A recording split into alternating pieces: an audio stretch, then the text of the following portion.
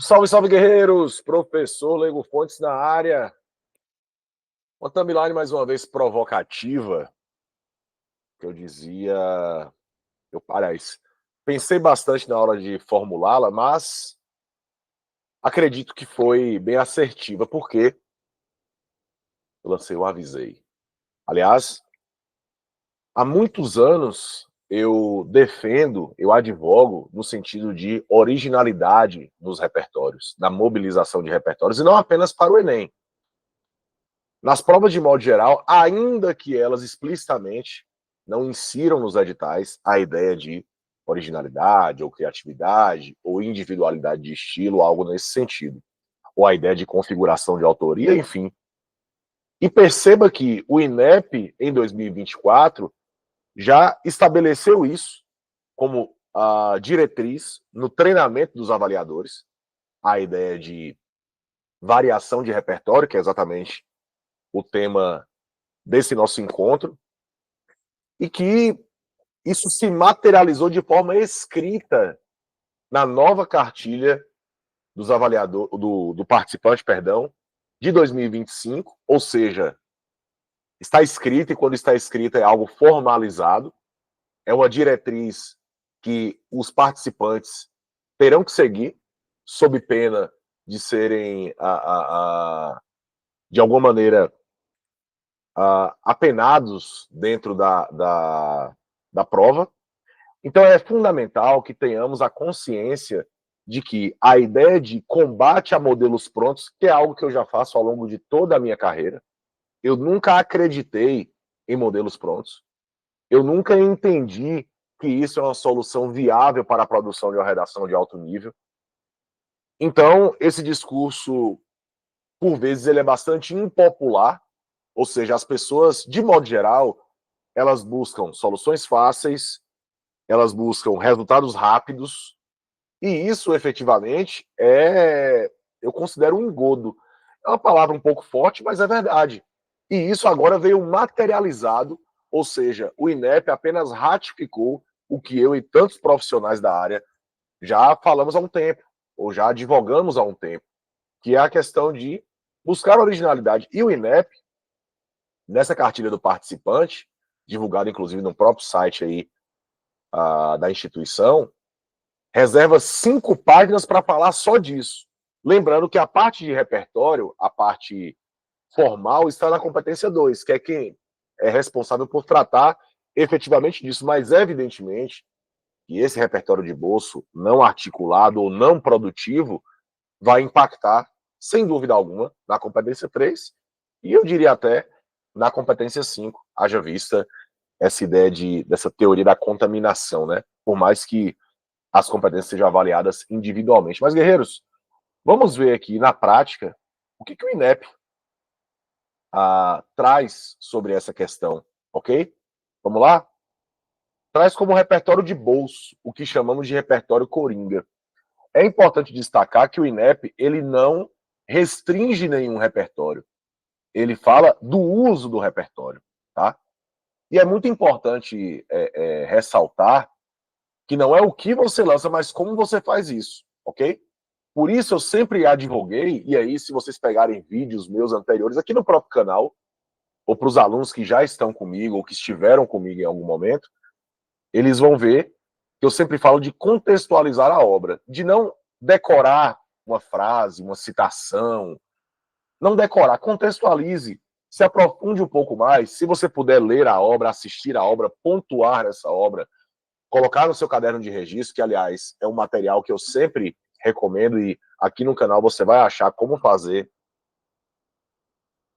um bom caderno de registro. Perceba que esse ponto que o INEP traz é algo que, repito, eu já advogo há algum tempo, mas vamos lá. É como se fosse um repertório guardado no bolso, sem uma conexão genuína com o tema proposto. Ou seja, são expressões genéricas, são repertórios genéricos que tentam se encaixar em qualquer tema. Inclusive, uma das recomendações que eu sempre faço para os meus alunos é que tente contextualizar o repertório com o núcleo temático. Caso não seja possível, com algum dos elementos do tema, mas desde que você contextualize, que você amarre esse repertório. É uma expressão que eu costumo utilizar bastante, amarrar o repertório. Demonstrar como aquele repertório é pertinente e pode ser produtivo para a discussão, tá? E não apenas lançar mão de qualquer ideia e tentar encaixar de qualquer forma. Detalhe. De novo, o INEP ele não restringe repertórios, mas é claro, alguns repertórios que o INEP cita aqui, é melhor evitar e vocês vão ver. Vamos lá. Por que isso é problemático? A competência 2 exige que o participante utilize repertórios socioculturais legitimamente relacionados ao tema, ou seja, devem ser pertinentes ao assunto tratado, de alguma maneira ali dentro da perspectiva que a proposta traz, bem contextualizados, que é um termo que eu utilizo bastante, contextualizado na época do repertório, se for uma alusão histórica ou se for um texto de uma outra época, tentar fazer essa interconexão, seja ela uma relação paralela ou uma relação antagônica, ok? Mostrar que o participante sabe relacionar o conhecimento ao problema discutido. Então, são alguns fatores que já estão lá na Competência 2 há muito tempo, mas muita gente, por vezes, não lança mão dessa exigência, tá? Aqui existe uma exemplificação, né? E aqui, galera, uma obra que comumente a galera utiliza, que é Utopia, do Thomas More, tá? Eu, inclusive, li essa obra de tanta recorrência nas redações. Eu comprei o livro e li, e percebi que a sociedade não é perfeita, como muita gente coloca. Dê uma lida na obra e vocês vão perceber. E aqui, galera, perceba, olha como o autor lança isso aqui, só para citar um exemplo. A galera que está no Word, por isso que não... Vamos lá. A famosa obra do escritor britânico Thomas More retrata uma sociedade perfeita, livre de mazelas sociais. Absolutamente genérica, ou seja, perceba que não aprofundou, não discutiu, não contextualizou.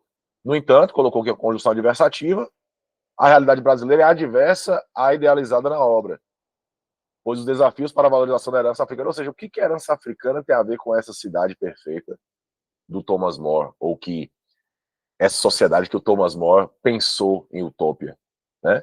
E aqui fala como repertório de bolso por quê? Referência conhecida e recorrente de forma genérica e pouco aprofundada, sem contextualizar, sem trazer aspectos conceituais. E limitou-se o quê? A usar o título, ou seja, a ideia de uma utopia, um ideal de sociedade. E aqui, ó, superficialidade impede que o repertório seja considerado legitimamente produtivo. Ou seja, conforme a competência 2. E, galera, essa é uma determinação do INEP. Vai ser apenado, como já foi ano passado, só que agora está escrito. O avaliador ele está totalmente calçado dentro dessa recomendação. Então, se é utilizado de forma mecânica, de forma genérica, não configura autoria. Então, tem impacto na competência 3, conforme eu já havia mencionado. Tá? Aqui falam do Bauman, né? Cuidado, galera, do Bauman, com a questão de instituição zumbi, tá? Já falei disso há muito tempo. E aquela coisa de eu já vou com os repertórios certos. Galera, vamos estabelecer variação. Preparação de redação é de médio e longo prazo, não tem jeito, tá? Peraí, deixa eu só colocar aqui. Como evitar o repertório de bolso? Olha só, referências específicas. Eu sempre digo isso em minhas aulas, quanto mais específico você for na redação, tanto melhor, tanto na intervenção, quanto na argumentação, quanto na seleção de repertórios, tá? Articule o repertório usado com as ideias utilizadas para defender seu ponto de vista, ou seja, essas ideias, né, que vão construir a argumentação, estabelecer uma relação clara. Mostre que você entende do conteúdo citado, por isso eu peço, inclusive, para estabelecer uma caracterização em forma de aposto da obra, para o avaliador perceber que você conhece o mínimo da obra, ok? Aqui, aqui fala de repertório produtivo, né? E aqui fala da historiadora Maria Beatriz do Nascimento, militância do movimento negro, vida acadêmica. Então perceba que é absolutamente conectado com o tema do Enem do ano passado, que foi os desafios para a valorização da herança africana. Olha o que o INEP estabelece aqui, ó. O parágrafo explica o porquê ela foi citada, porque automaticamente já existe uma referência com o tema, existe uma articulação entre a citação e o ponto de vista defendido, e fica claro que o conteúdo foi compreendido e contribui de fato para sustentar o argumento. Eu não vou ler o parágrafo inteiro para o vídeo não ficar muito longo, mas o que eu quero que vocês entendam é, esse autor ou essa autora olhou para o núcleo temático, e ao olhar, guerreiros, para o núcleo temático, herança africana, é claro que eu tenho que estabelecer uma conexão histórica, uma conexão com autores e textos ou repertórios que tem uma relação mínima com esse núcleo temático, para que eu tenha a segurança de que meu argumento ou que meu repertório ele vai ser produtivo, que ele efetivamente vai contribuir, ele vai ser relevante para o texto, ok? Aqui fala, ó, ativismo político antirracista, identidade negra. Olha só as relações sinonímicas dos termos que vão sendo trazidos, ó, valorização, povos negros, ideia sendo relevante na universidade, o currículo da história europeia, que marginaliza narrativas negras. Ou seja, perceba que as próprias relações sinonímicas vocabulares vão estabelecer essas conexões, tá?